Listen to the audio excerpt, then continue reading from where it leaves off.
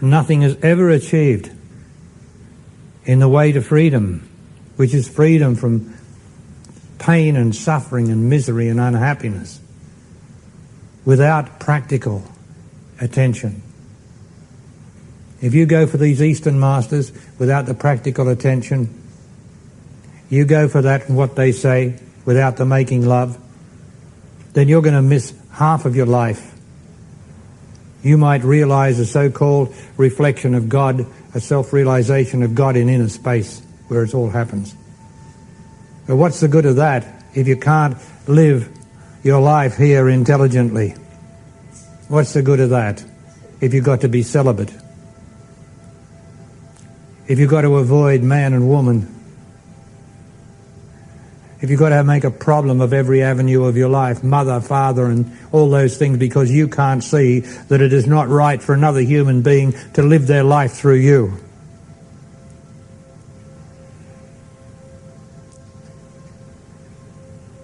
Trouble is you get attachment and love mixed up, and the whole of the human race has attachment and love mixed up. They can't tell the difference between it because love begins with love and gratitude for the source of the Ganges. Only the Western people go up, follow it up. I saw it in a documentary the other day. Some Western guy travelling up the Ganges to find the source of the Ganges.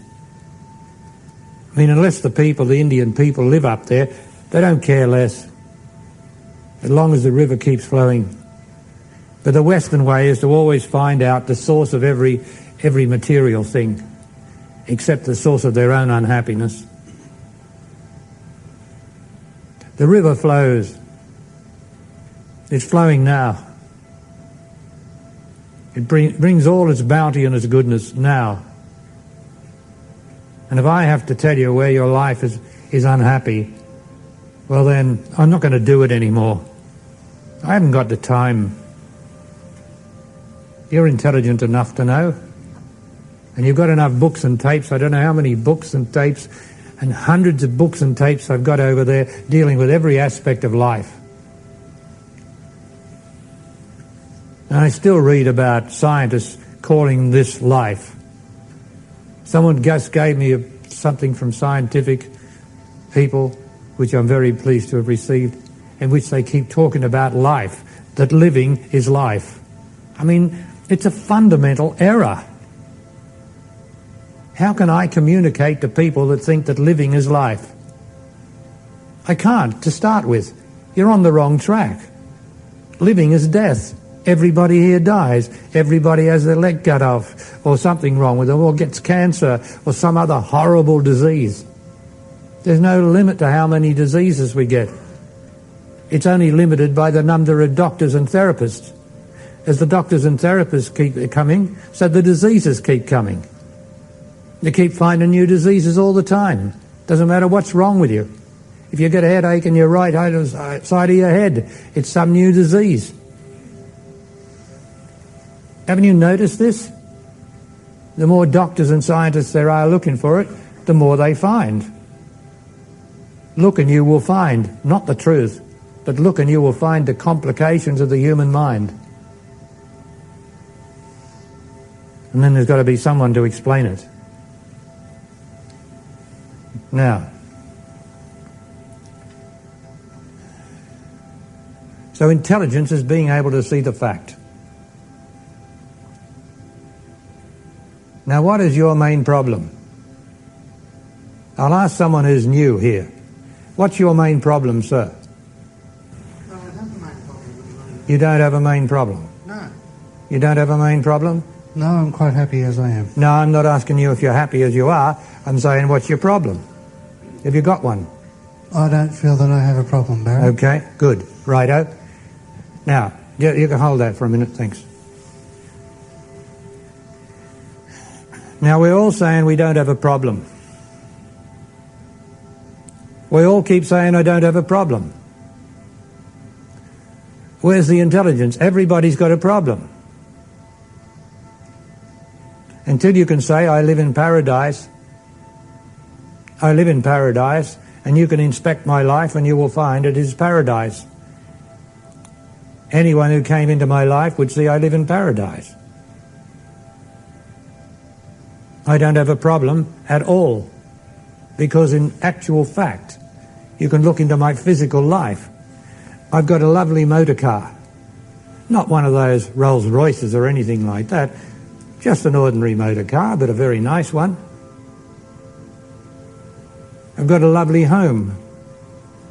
I've got 5 acres of country around me. I've got pure water off the roof. I've got cows, a couple of cows and a couple of calves. I've got the frogs that crying out a bit thirsty just now because of the drought, but they're there. I live with a lovely woman who loves me and who loves God. That's the important thing. She loves God first. She loves me as the reflection of God. But she loves God first. And when I die, she will not suffer. That's if she's intelligent.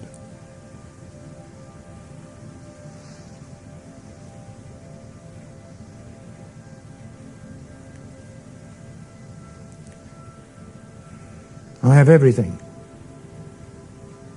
I have all you people in front of me to speak to. I don't have a problem in the world.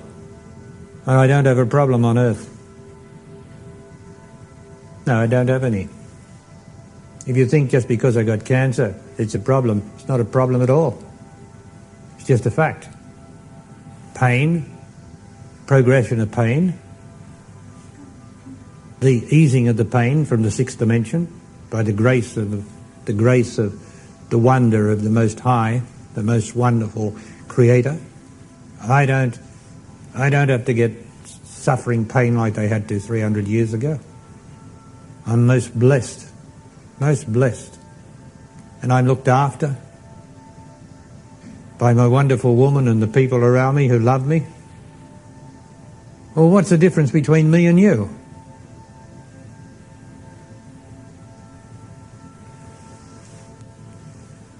Where's your life so terrible? Where is it? Well, if you start looking inside your body, inside your chest or your stomach, you will find all the problems in the world. Not just yours, but you'll be worried about the starving people in India or Africa. Because there's no end to it. You run out of your own problems, you start making problems of what other people have got to put up with, which you don't have to. Because it's their life, not yours. You're the only eye in the universe. Have you got that message yet, please? Can we get the responsibility, can we possibly sheet the responsibility home to here? I am the center of the universe for me. I am responsible for it all. And I have no problems.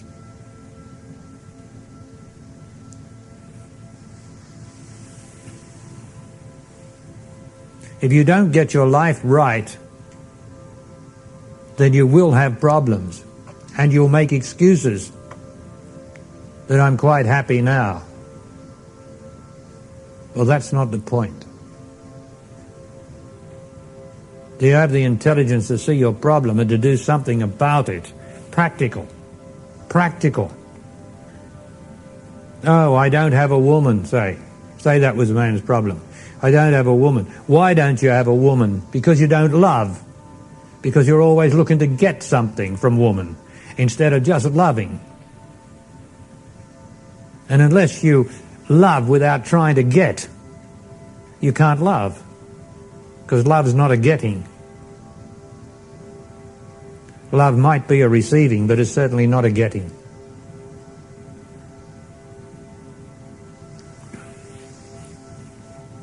So let's get the responsibility back here where it belongs. I am responsible. I'm responsible for my life here. As Barry Long's life, I am responsible for it. I'm responsible for anything that goes wrong in it that would possibly disturb Barry Long. I am responsible for it.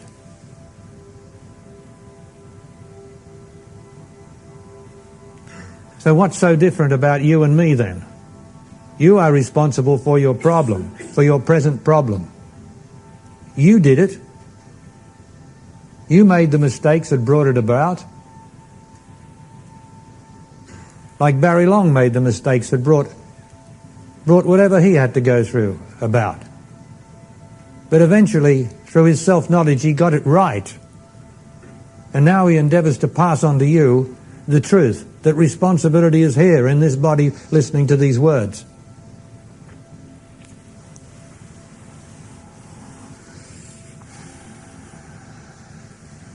I wanted to talk about love, but it's very difficult when you don't get the first message. To love, you have to start loving.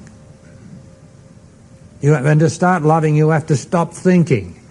You have to walk around in your senses. You have to actually walk around in what you've got, which everyone is trying to get rid of. Everyone's looking for some heaven, some God. Nobody is looking just to be simply and purely in their senses. And I can tell you that that's the only truth here. To have the intelligence to be in my senses. If I walk around thinking, ruminating, ruminate comes from a ruminant is a cow that chews its cud and goes over all the old stuff. Ruminating, emotionally ruminating, which is a sort of trance-like state that most people are in. If I go around like that, ruminating and thinking, I'm not in my senses. I'm in the past. And the senses are now. I see now. I hear now. I have the sensation of my body now. Well, is this a lie? Or what do you think all the masters that you've ever been to have tried to tell you? What do you think they've been trying to tell you?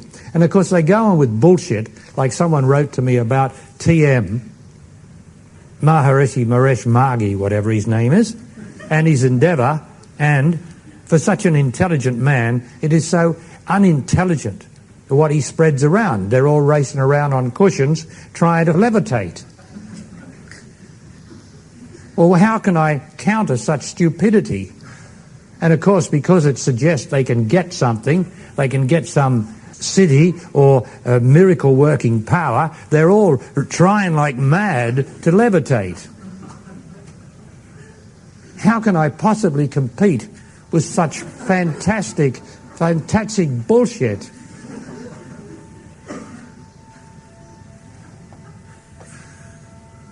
Well, then we get a lady who's a guru in England or somewhere, who goes to an Indian master, and she sits outside his door, and she has all sorts of fiery furnaces. She goes through the furnace, I think she called it, furnace, sitting outside his door. Meanwhile, he's in there with his 2 or 3 kids, getting on with his life, probably stuffing himself with rice, and having a few arguments with the woman, but not too many, because the woman's got to do as they're told there. And, the kids playing up here and there, wanting to be Western, but he's dealing with all that. He has no problem, because he's a master. She has a problem. She's going through the fire. I forget what the book's called. It's called Fire or something. Yeah? Huh? No, Chasm of Fire, no. Daughter of Fire. Daughter of Fire. Now let me tell you what she went through. She's sitting outside his door. He's got the power of the master because he's just doing what he's doing, He's not wanting anything. He just doesn't talk to her, ignores her most of the time. What is the fire that she's going through? Her own sexuality. She's just bursting somewhere inside to express her sexuality because he's a man. She's getting the love of God mixed up with the love of man or the love of her own sexuality. So it's a fire. Your sexuality is a fire. It will burn you. It will burn you so you're frightened of it. You're very careful of your sexuality because it might suck you in and you'll get burnt.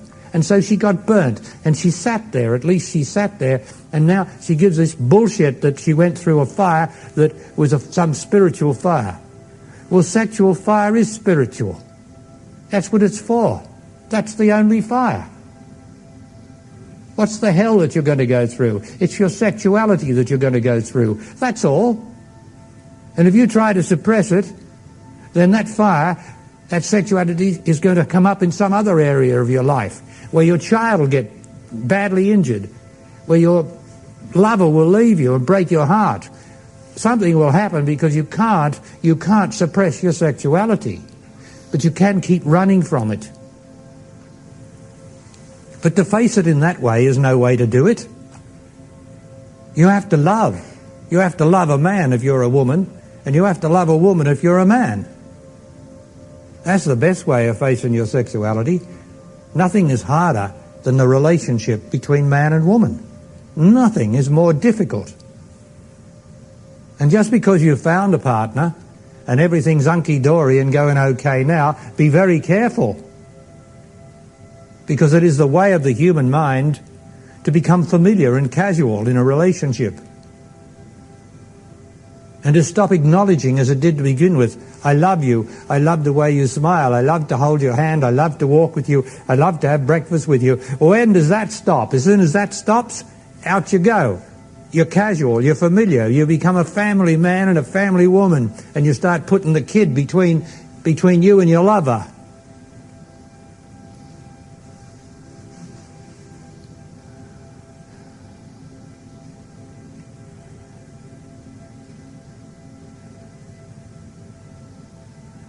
Someone's got to speak to you.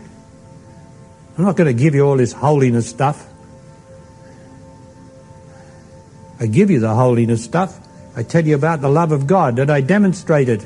There is nothing like the love of God, the unknown, the mystery. It's a mystery. It must always remain a mystery. It's a mystery to me, and I'm probably one of the most enlightened beings on this earth. It's a mystery to me, and I love the mystery. And I don't want to solve it, thank you. I'm not a bloody stupid scientist. I love the mystery. I love it because it is a mystery. It's the wonder and glory of this existence, which is only short-lived indeed. But is that the end of it? Or is it a great cycle of life and death, and that this is all there is? This is where it appears. This is where everything appears here. This is where the stupid appear. This is where the ignorant appear. This is where the rapists appear. This is where they all come together here and walk around in clearly ordinary bodies just like you and me. This is where it all comes together. This is where the waterfall is, and it all falls into bodies, and the waterfall's there, and this is the lagoon that catches it all. All together. The holy and the unholy. The wicked and the rest of it. Every one of us here. And the only escape is to be intelligent. I think if you open my knowing yourself, I speak of the robotic. That we're robots until we're not. And I tell you the way humanity works, being irresponsible, is robotic. And it's all right, it ends anyway. You end up dying. It doesn't take you long to die. But is that what you want? Is that your motivation inside of you? Is that your motivation, or have you got a vaster motivation that I just need to love, I need to give, I need to be? Well, that's what I'm talking about here. The way to do that is to be responsible, to know what your problem is. Do you want me to tell you your problem? All I got to do is ask you, are you looking at your problem? Because I know you've got it there. And all you can ever do is look at it and face it. And I've told you many, many times before, and I'll say it again here, that your problem is the guardian of the threshold. An old occult saying of thousands of years, occult saying, the guardian of the threshold. But nobody ever really explained it. Nobody really explained it. The guy that used it a lot never explained it. He went on with a lot of bullshit about it, but I know he knew what it was, but he couldn't put it into words. I've forgotten his name. He invented the Steiner School, I think it was. The guardian of the threshold is your own problem, the big one. Not those little fellows running around distracting you from the big one. Your main problem. There it is. I'm looking at it now. And so are you, or you should be. Because that's an energetic thing, just like a closed door. But really, it's an entity. It's your own entity. You made it. It's yourself. And now it forms a barrier between where you are now and where you are motivated by everything inside of you to go deeper, deeper into the more profound levels of what you are. And here's this guardian, this demon.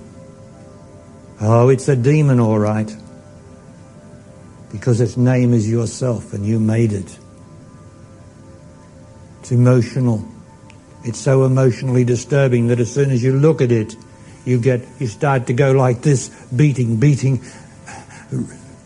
Sweat can come, anything can come, because you are looking at the demon of yourself, your irresponsibility in not facing the problem, not being responsible for your own problem, but running from it into the many choices that the complication of modern life offers. So many choices. You have to pass through. You have to pass through this guardian, and he or she will not let you through,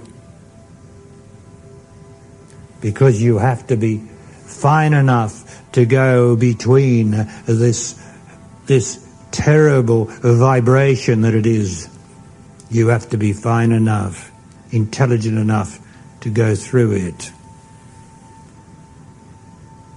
Then you pass into a new level of intelligence, of profundity. But if you don't face that problem, it just festers there and makes more problems, and you never get free. Except that now and again you have this sense of life, beautiful, uncontaminated life, which is the very animation of your body that cannot be suppressed, because it is made by the great God, the great intelligence, the great architect of it all. And that rises in you when you say, it's all right, it's all right. But it's not all right all the time, is it? Not while that problem's there. You have to face it, get fine enough, intelligent enough, by all the ways that we've talked about here, using what is most applicable to you, what you've really seen is right for you, using that to become more intelligent so that you can pass through the problem. And as you do that, the circumstances of your life will change, and where the problem will disappear. It'll either be solved immediately, or everyone concerned with it will die except you. Something will happen. Because everything is run by intelligence here. And that's because the source of it all is the great intelligence of the great creator, the great God, that doesn't create anything because it is far too intelligent to even create anything, but by its very being, if you can use that word, creates everything by doing nothing. A magnificent mystery.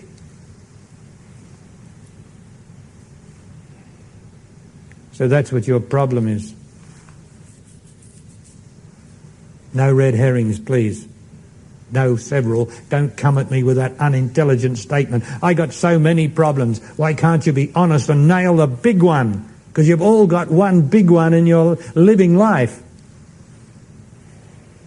And it's nothing to do with trying to find God. It's nothing to do with trying to be enlightened, trying to be surrendered. It's got nothing to do with that. What it is to do with is becoming intelligent enough to see the problem, face it,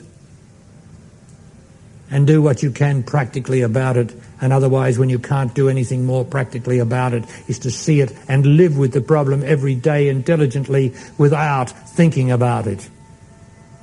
But as you are a robot of thought until you're not, you will think about the problem and therefore lose the power.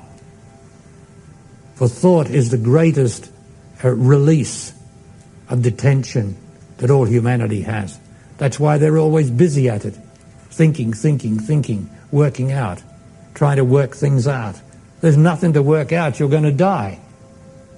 Just a matter of time when you're going to die. You can't work that out. You can't even believe the doctors.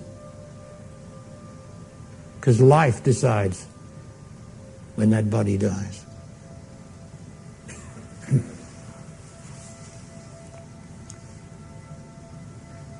So am I communicating this to you? Good.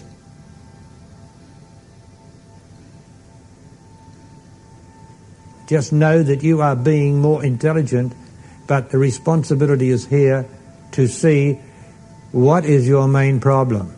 You just have to see it. You don't have to do anything about it. That's the wonderful thing about intelligence. You see, you are not seeing your main problem. You are facing it without flinching and without trying to run away. You keep looking at it, day in and day out. Every morning you look at it. Every lunchtime you look at it.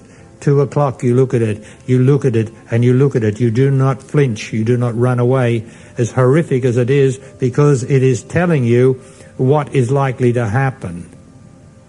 Now, if ever you are in the midst of smoking, you know you're smoking and you're very happy with smoking and you're very pleased with it.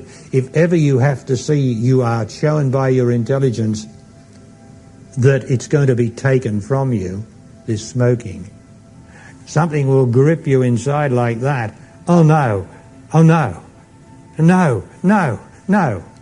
That's what happens with addiction. We're all addicted to our problem. Oh no. Because the intelligence will reflect that this is going to be taken from you, what your main problem is. But it's not the main problem that you're worried about being taken from you. It's the pain that you have to go through to get rid of it. That's what makes you flinch and look away. But it's all right, because the intelligence will do the job for you. But you have to be courageous enough to see what it entails without flinching. Because that's what it's going to entail, what you fear most. That's what it's going to entail. But you are man or woman enough to do it. So let's get on with it. Be intelligent. And the intelligence will do it for you. Has anyone got any questions to ask, please? Yes, down to this gentleman round the front here, and I'll come to you, madam. I listened to the new tape, Responsible for Love, I think it was called, this morning. And this with the female in the woman. When you see the female in the woman, I think I have seen that in my girlfriend back home. And the question is, can a woman love God before everything without knowing it? And not really. I think in some way she would express that love of the unknown, of the source, or of God. God's another word for all those, isn't it? Unknown. She would express it in some way in her life. She'd have to express it some way. How does she express it so that you can even ask the question? Yeah. How do you gain that? You have said that if a relationship should last, both have to love God before each other. Yes. Yes. And think she does that.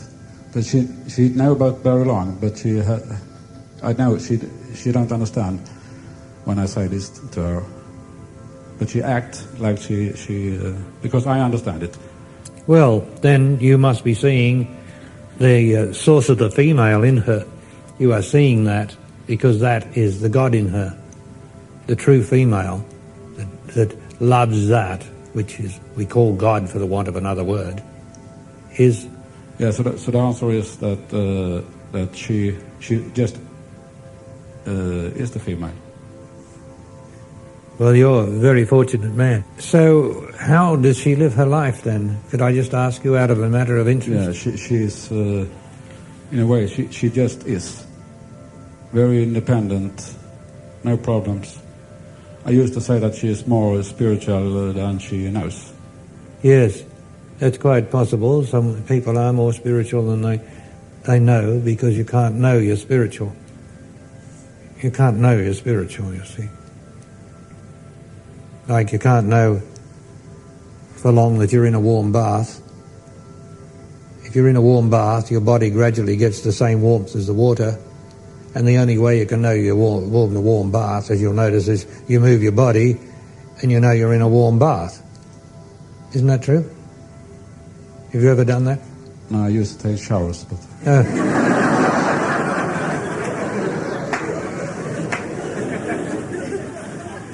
Well, I've lived in England where they only had baths there for a while, you know. It took a long time for them to get showers. And but anyway, I can tell you, if you ever sit in a warm bath, you have to move your body like that to know that it's still warm, because you get the contrast. When you are in the warm bath and you're the same temperature, you don't know it. So a really spiritual person can't know they're spiritual. And so that's what you're describing. But I'd be interested to know, when you say she's independent, what do you mean by that? Yeah, there are of course problems, but she don't get any attention to the problems. She just live her life in a very smooth way. Oh well, you're indeed fortunate. Yeah. What are the problems, may I ask? Yeah, ex-husbands and my ex-wives and you know. Well, they are problems, yeah.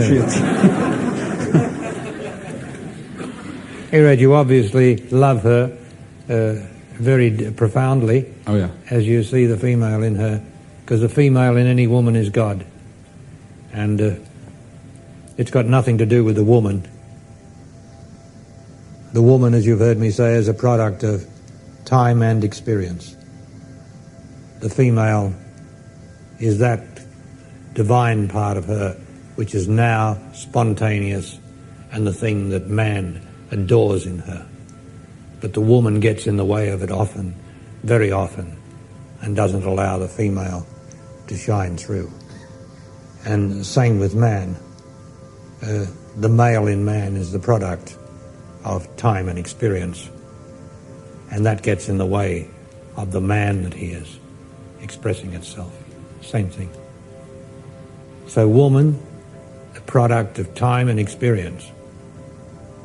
She thinks about the good times, she thinks about the bad times, she thinks about what happened to her when she was younger or when she yesterday. That's experience. And she's the product of that. And time, as she gets older, she sees her hair gets starting to go grey, she sees she's starting to lose that what we regard as the female shape. And so she's the product of time and experience in as much as she's concerned about that.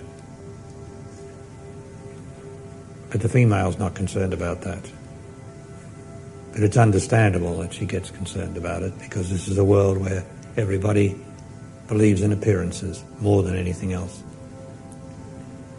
And a man the same.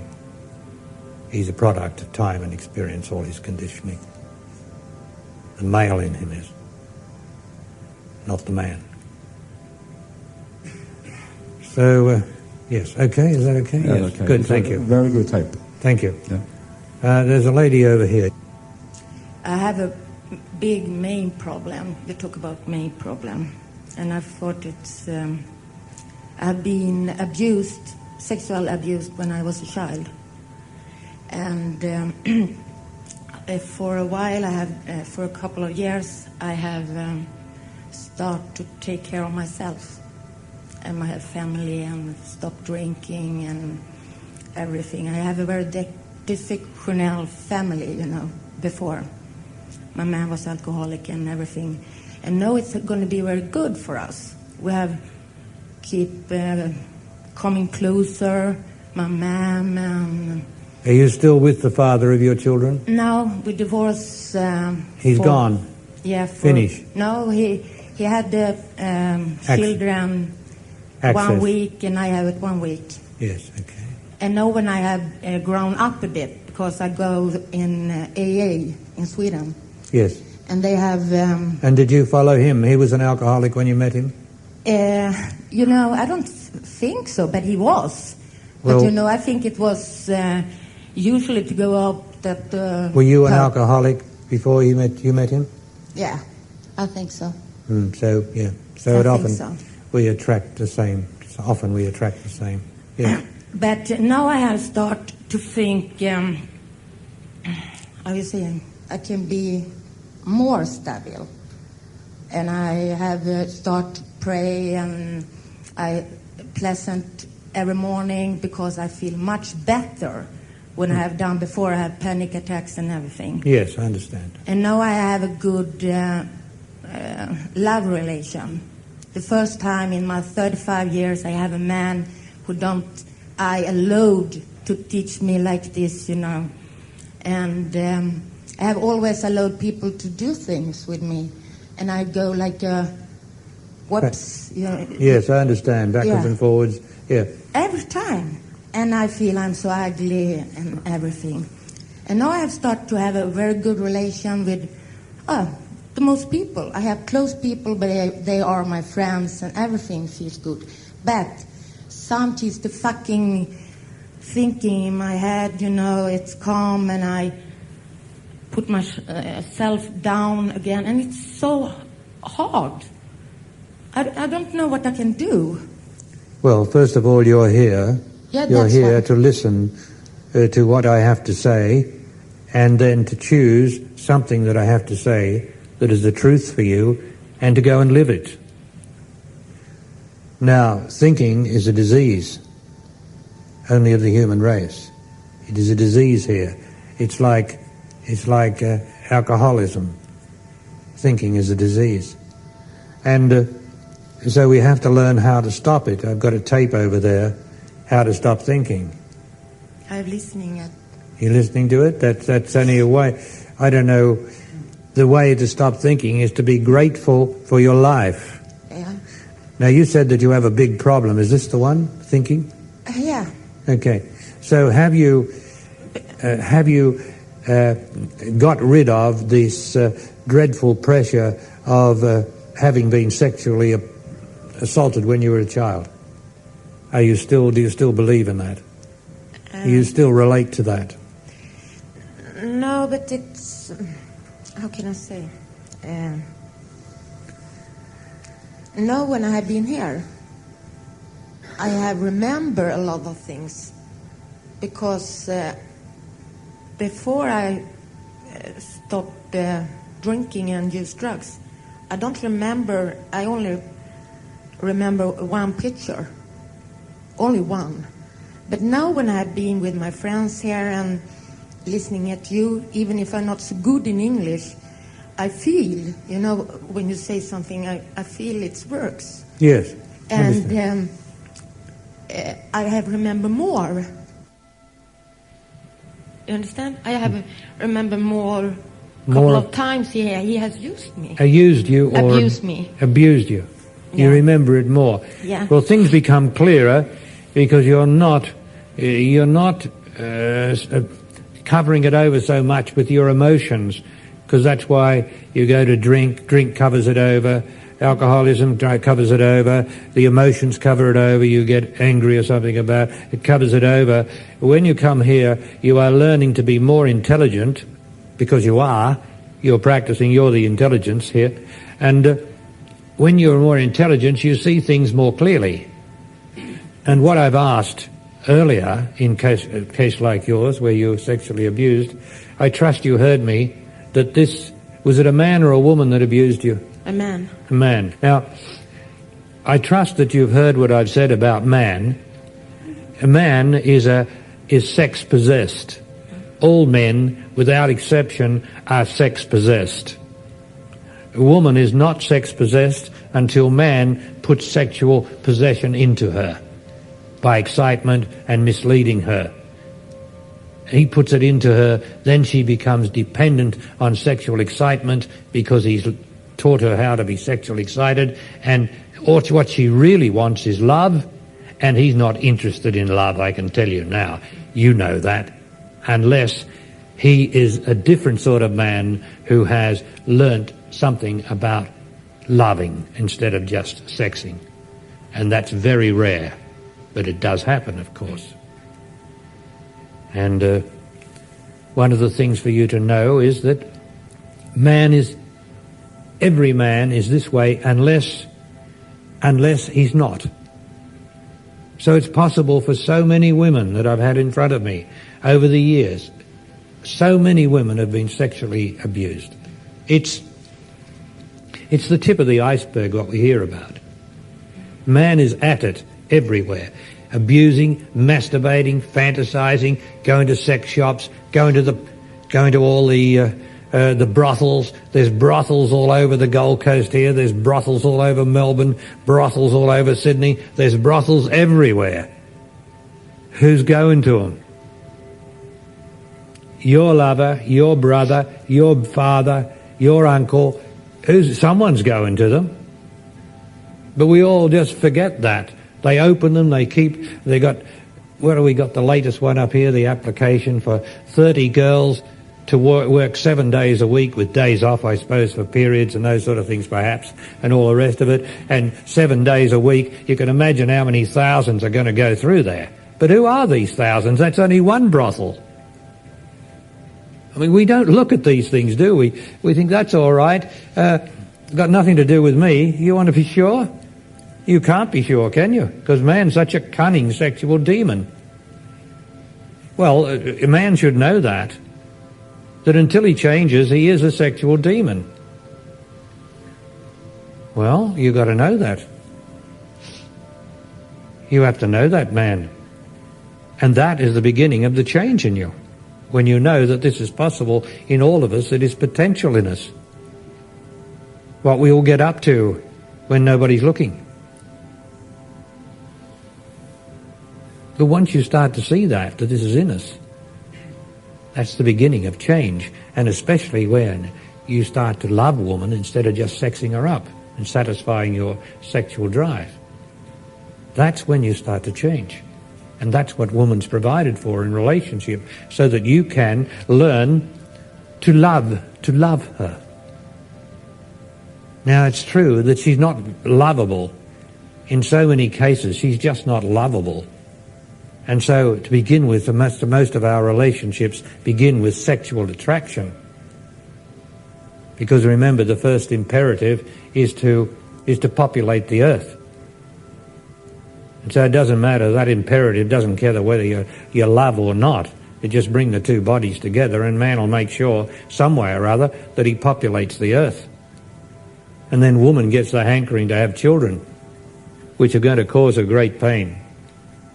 But then she's got to fulfill the first imperative, which is to populate the earth. Not every woman has babies, but most do, and most want them. And no one sees that they're the cause of most of the pain on earth. For if I hadn't been born, I wouldn't have any pain, ever. Still, that's another area, isn't it? That's another area, we can't go into that. But you've got to see the principle of it, that everything here suffers. You suffered. Did you think your child's going to escape? Oh, they'll get through. Yes, they'll get through. No matter what you do, though, they're going to have their share of suffering. So what's the other imperative? That's the other imperative, is the great magnet of the source beyond our appearances that makes us endeavour to be better people. What makes us do this? It is this great magnet that you can call God or you can call love. And so you've got to begin loving more. Now, what is love? What's love in your relationship? I'm going to define love for you in the first instance. There's many instances of it, many degrees of it, and many aspects of it. But let's start with something that's practical, because we must always be practical in regard to love or truth or death or anything. You've got to be practical.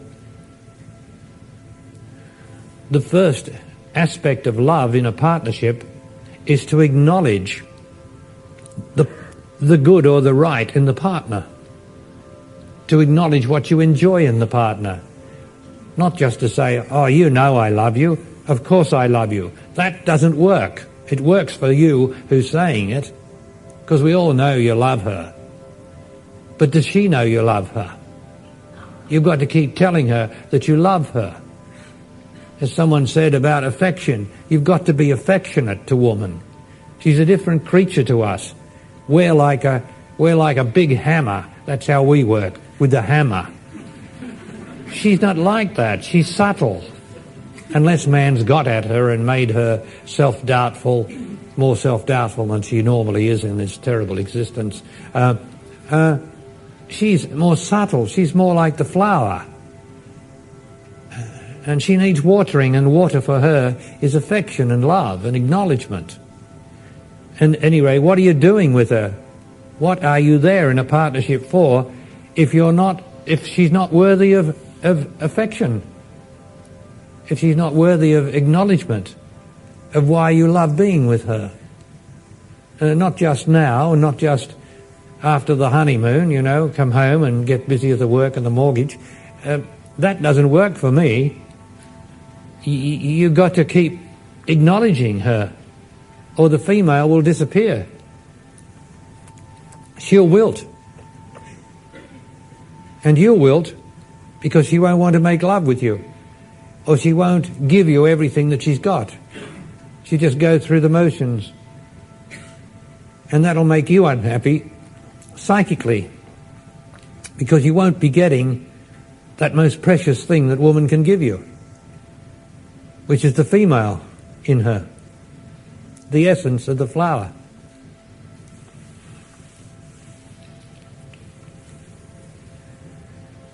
So love begins with acknowledgement. And there's no good saying that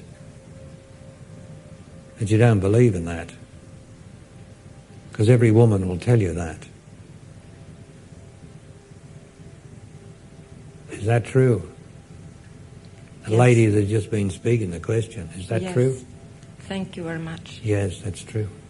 But man has got to hear it, hasn't he? He's got to do it, not just hear it. Of course I love you, of course I love you. That's not good enough. No. And then he's got to tell her, because she thrives on affection. And I don't mean lovey-dovey stuff. I mean, why are you with her? If it's worth being with her, then why are you with her? Because I enjoy the smell of her, because I just enjoy the presence of her. Well, say, I enjoy your presence. And if in the period time she's utterly intolerable, then you'll have to say, well, look, I love you, and I think it's beautiful, and I know that behind all this, there's that misunderstanding that goes on with this time. I love you. I just want you to know I love you. And it's difficult for us both at this time, I understand, but I love you. You just got to, and you've got to be more physically close to her, not necessarily making love with her. You've got to sort of cuddle her at that time. And I know it can be very difficult, because if she's going through this psychic change, then you're going to be repulsed by that, because it's emotion. And where I come from, it's simply a woman's psychic, autonomous, psychic repulsion of man's treatment of her over the millennia, thousands of years of his treatment of her, in which he's used her and abused her, done everything to her, which he wouldn't even do to one of his cows or his goats. He's done to woman. And there's a psychic realm in there in which woman is offended by what man has done to her.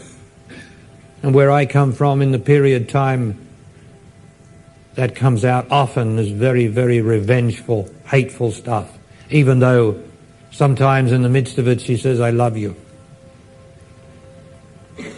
But how crazy is that for a statement, eh? Nobody's ever said it before. But then you hear lots of things here from me. The truth of human behavior. So, yes, another question, please, from someone. It seems that every single moment of our lives is like led by God, and even in the smallest of things, that, like, I wonder, is there really any true free will? It seems like there's this magnet that wants us to become self-realized.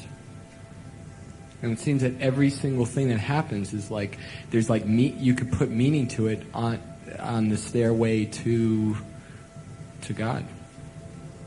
Yes, that's right. So, first of all, every single moment is determined where I come from by my self-knowledge. So, when it's determined by your self-knowledge, which is God, which is the same as God, which directs your paths, eventually you become utterly and completely surrendered to the will of self-knowledge. You give up your own will, your own choices, your own wants, your own wishes. You give all that up. The spoiler, you mean? You give up the spoiler. Yeah, but you were talking about self-will, I think. Right. The self-will is the spoiler. That's what makes everybody's life a mess. When you have realized God, or this whatever you're talking about as God, sufficiently, you are one with the will of that. And that will is everything that happens in your life, is self-direction. I decide to do that. I decide to do this. I choose that. I choose that. Whereas the divine will, what is called the divine will, surrendering to the divine will, is every moment of your life. And when you're surrendered to that, you're surrendered to God. Right, but it just seems that even with the self-will, it's just all perfect, because that's exactly where you're at to get closer to God. Well, that's where you're at, but that's where you've got problems from self-will and self-choices. Yeah. That creates the problems. But the problems are the solutions, it seems. It seems like the problems, they're just showing you exactly who you are and who you are not. Well, that is a way of looking at it, yeah, but it's better eventually to not have that, because that's a result of choices. It's suffering. Yeah, it's suffering. And who wants suffering? Nobody in their right senses wants suffering. And the only way to avoid suffering is to surrender to the will that's behind every moment of your life. Then you don't have any more suffering. And with that suffering, but it seems that there's like a collective suffering of, let's say, like wars and people getting gang raped and, killed, and this whole thing. It seems like, is that, like, I guess, is like a collective? Only if you want it. Now, you're not being gang raped. You're not at war and knowing the ravages of war now. Right. So if you extend yourself over and identify with situations elsewhere, so that you're horrified or something else about those situations, then you are identified with them and they will affect you. Whereas that's not the truth. The truth is only where your body is now. At any moment, that's the only truth. There's no truth in anything that you're not affected by. But if you were affected, if you were the father or mother of one of the children who were gang raped or something, just to use your example, then you are affected, more or less, more so than anyone watching the television. Someone watching the television is sheer identification with the situation, which is not concerning them, really. But that's how modern technology is introduced to all these things, these horrific things, which we can identify, and that's because of choices and wanting to be identified with something other than now. Isn't it? So you're right. Self-will brings all the problems through which we have to face, which somehow or other, when we're intelligent enough to say, I don't want any more of these problems, we give up the cause of those problems, which is my own self-will, my own trying to direct my life. While I try to direct my life, I make all the errors that we've all made. But when I give up directing my life, that life is taken over by what the will to God. But it also seems that it's all in God's will, like because of the magnet pulling you towards God. It just seems that it's in God's will that we endeavor to make these mistakes so that we get closer to God. It is absolutely true that God is responsible for everything. God has given man what is called his free will. That means his selfishness. God has allowed man his selfishness. It's God that's done it, and man that perpetuate this terrible suffering through exercising his God-given gift of free will. Now, it's a God-given gift, his free will, because as he becomes more intelligent, he starts to say, I don't want to suffer anymore. It takes a great deal of intelligence, very swift intelligence, to say, I don't want to suffer anymore. People say it, but they don't mean it. They keep making the same mistakes. That's no good. You have to see what the cause of the suffering is, my own self-will, and say, I'm not making any more decisions, which I think I've talked about decisions here. You give up making decisions. Now that's very, very difficult when we are habitually making decisions to suddenly say, well, I'm giving up making decisions. You can't do it, of course. But you can gradually do it, because when you are one with the divine will, you don't make decisions anymore. You just do as you do. And that's what it's all about, giving up your God-given right to think, to worry, to suffer, if you want it, until you're intelligent enough to say, I don't want it anymore. And so you give up your humanity. And humanity is what? Humanity is a sorrowful, suffering congestion of weakened intelligence. So that's why I'm talking to you, isn't it? Getting you to see what you already know. You don't want to suffer, so if you don't want to suffer, stop making so many decisions. And only you know the decisions that you're making. Only you know it, because you're the only intelligence in this room, the only real intelligence. Okay? Yes, the lady behind you there. I understand what you say about that you cannot identify with something that is happening in, let's say, right now, Europe or whatever country where you do not live and you are not there. But what happens if you live in a country where actually you see many of those things that you see on TV from here and are real? I mean, it's like you walk down the street and there you find a girl who has been raped. Or you walk down the street... Yeah, but are you affected by that? If you're affected by it, then it is in your purview, it's in your area, if you're affected, if you're a relative or something, or if you see someone raping someone, then in that moment you will either act to help her or you won't act. We don't know what you'll do. So you might go and help her or you might not. And we don't know what the result of that is. So you're not really affected. You could go out compassionately to the woman and you could give her something. You could give her money, you could give her clothes, you could give her some consolation if you're able to.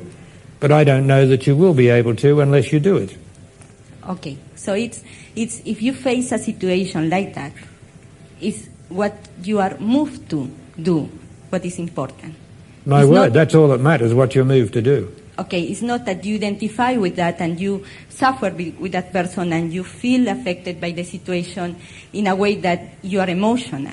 It's not Well- that. It's the other thing. Is that you actually, what you're seeing, what are you moved to do? You're moved to do something for her or for the person. Like if in Afghanistan you're moved to go over there and fight with the other side or whichever side, you're moved to do that. And so you give your life, you put your life where your words are. Yeah. And that's what counts. But just to put your life where the television's showing you and say, oh, how horrible all this is, that's a second-rate way Okay. of living. And that's where most of us live these days. Okay. Thank you. Thank you. Yes, yes, Rhoda, we've had a question. Someone who hasn't asked a question. There's a lady up there with her hand up. My question is for my experience yesterday. When you speak about the abuse in the man to woman, and I felt in my body a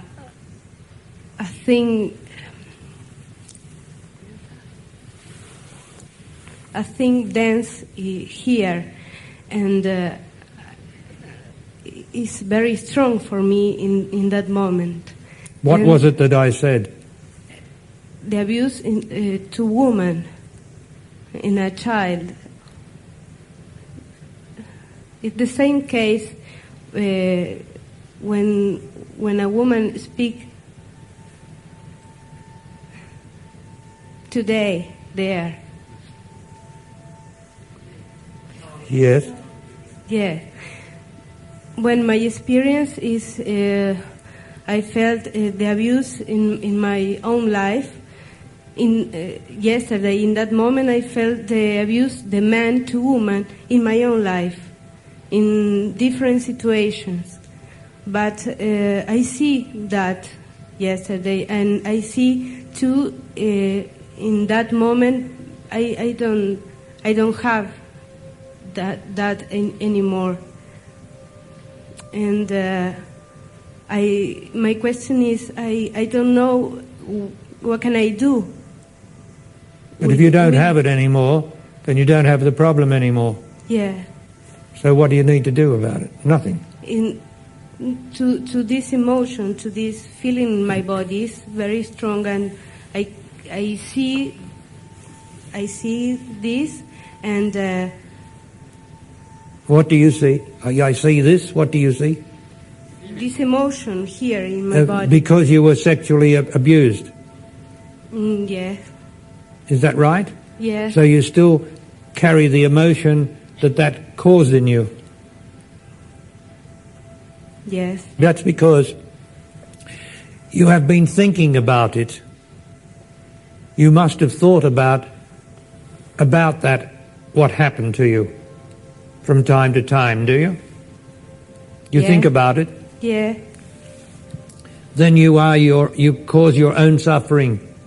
Because when you think about a past event, you keep the emotion of the event alive. You give it your life, your intelligence, and you keep it alive, and therefore you keep vibrating in the emotion inside, you keep it vibrating. You must never ever think about it again. And the way to get rid of that is to say, I know, was it a man that abused you? Yes. I know what man is. I've been told what man is. That's if you ever hear the truth from the speaker here. I've told you what man is. Nothing is sacred to him where sex is concerned until he's transformed. And so man is going to go on abusing girls, misusing them, abusing them for the rest of time. It's never going to change because he has a sexual drive in him that is really alien to the man in him. It's a sexual possession. So he's going to keep doing it. So it is, let's say, unfortunate that you had it done to you, but then there's thousands and thousands of women have had it and will have it in the future until man is changed. And man will never change unless you women become more intelligent, where you have nothing to do with a sexually driven man. I see the same relationship, the abuse in my own family, in the women's. The women in my family have the same relationship to men in different form, but is abused too. The women are abused in the family by man in a different way. Yeah. Not sexually. Yes. Not sexually. In another way. Yeah. Because man, as I have endeavored to communicate, is always endeavoring to pull woman down, to lower her self-esteem. Do you understand me? He undermines her self-esteem. He tries to drag her down so that she gets more self-doubtful. When she is self-doubtful, she then looks to him for guidance, and all he does is drag her down and misuse her. That is man's sexual drive. He does that until he sees the error of his ways. And many men here have seen that error and are endeavoring to right it in themselves. But as for the general population, they're not doing much about it at all. And so, is this your first time with me? Yes. So you're not going to find any guru over there in Uruguay that will speak to you as I do. No. Yeah. Nor in many places on the face of the earth who has the self-knowledge by the grace of God that I have here. And so you can benefit by coming all this way. You must never think about the child abuse. Your family, the women in the family, have been undermined by man and abused by making them less than him. And this often happens in some countries where it seems to be a culture that the man is the boss, that the man is him. And he's no more the boss. It's just that woman has accepted his authority, his false authority. And it's such a pity, but then that's the way it is. And only you and I can make it right. And you must make sure that no man is ever allowed to undermine you, to abuse you, not sexually, but just to abuse you, to misuse you. Never. If you never speak to another man, you never allow a man to do that to you, as has been done to your family members. Because you're the hope. You're the woman. You're the only hope we've got. In that body, when you go back to Uruguay, you've got to live this on behalf of all women and not give in to man and his assumed authority. His only authority is love. When he loves, that's his authority. So I wish you well, anyway. So I'm pleased that you accept that man is like this until he changes. But you don't have to put up with him and his dishonesty unless you want to suffer. And you don't want to do that. So you have to be open to love, but not to sex. never open to sex, but always open to love. That doesn't mean that you don't have sexual love, of course not. But there has to be more love there than just the need to use you sexually. There has to be love in the man. But woman unfortunately believes him because he's such a cunning talker. He's so attractive to her when she's dying for love that she'll think it'll be all right, but it won't be all right. She has to be the intelligence which is the female, the real woman in the woman. So I trust that over these days I am communicating something of that to you. Because I am man, and I know myself, and I know the impulse of man. And gratefully, by the grace of God, it has been transformed here, I trust. So yes, there's a lady somewhere here. There was here I didn't address. Someone had a question here, was it, lady? Thank you, Larry. Yes, thank you. My body has an illness. It's called ME, or chronic fatigue syndrome. And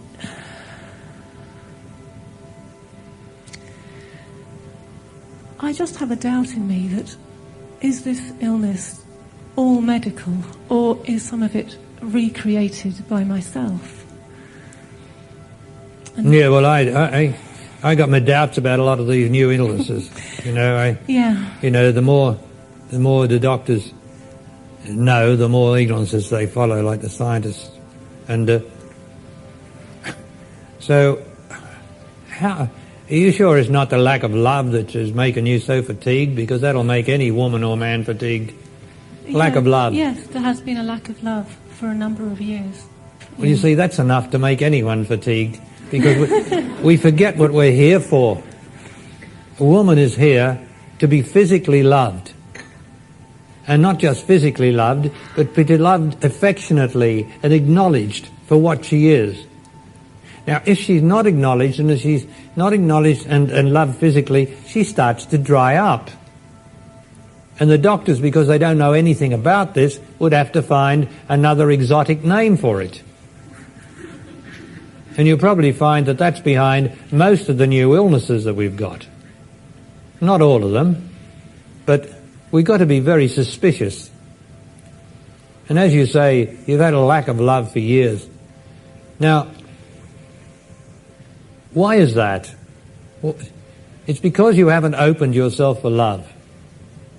You're afraid. I don't know why you stopped loving, but it must have had a bad experience, did you? There is that in me, and Pardon? I do see fear in me sometimes. Why? It has to be due to the past. You must have had a bad experience. Did you? Many. Many, yeah. Well, that's the story, I isn't don't it? see one in particular. I understand. No, but okay, many they all add up to bad experience with man. Every woman has had bad experiences with man. All the little children, the little girls being born today, are going to have bad experiences, many bad experiences with man. I mean, it's so predictable. I can predict the future of every girl. Bad experiences with man. Because nobody's telling woman the truth, and when she is told the truth, she still falls for the nice talking man. Or she still falls for the sexual excitement or sexual pleasure. Now, you have to open yourself for love. And nobody can ever be beyond love. It doesn't matter what they look like or how old they are. It doesn't matter. If you open yourself for love, there's the possibility that man will come to you. But you have to be the woman that you are. You mustn't be afraid of love, because you are intelligent. Now, I'll say it again. I've said it 1,000 times. I'll say it again. What does a woman do when she opens herself for love? First of all, she has to have the intelligence to know that she is insecure anyway where love is concerned, because she's so desperate for it, she'll do anything for it. Then the other side of her, because of her bad experiences, says, no, I've got to be careful. I've got to be careful. These are restraints. They are not intelligent. Intelligence is to say, I am available for any man to make physical love with, as long as he loves me, and love comes before his sexual drive or sexual need for sexual satisfaction. Now you're a woman. An intelligent woman knows whether a man loves to be with her, enjoys being with her to start with, rather than wanting to masturbate in her.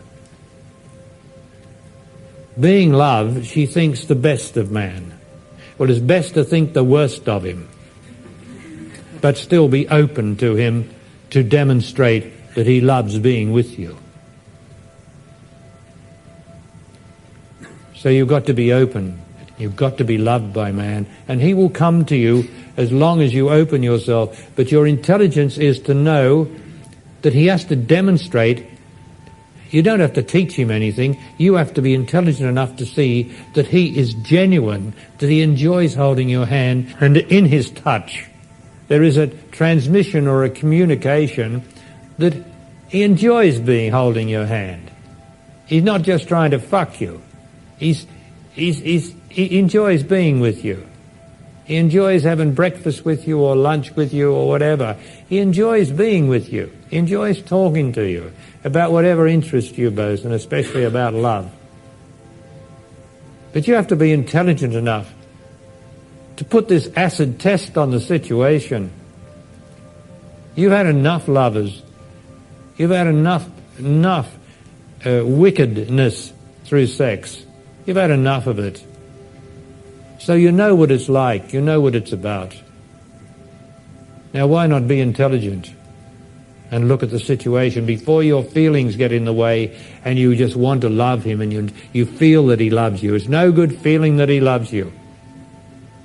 You have to know with the knowledge of your own intelligence, because you're a woman. You are the other intelligent principle on this earth. There's only two of us. There's man and there's woman. That's the only two intelligent principles on the earth. But most women have given up for their feelings.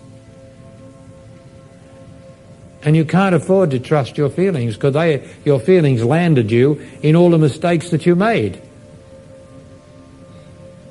You went on your feelings. And fear also is a feeling. So I'm asking you to give up your feeling of fear and be intelligent enough to see whether the man is true and that he enjoys being with you. Doesn't mean that it's going to last for 10 years. You don't know how long it's going to last. But as long as he is loving you. But he can't love you if you're afraid and cut off from him. You don't give it a chance, do you? So you've got to rely on your intelligence, not your feelings. Only in that way can woman save woman and save love in this planet.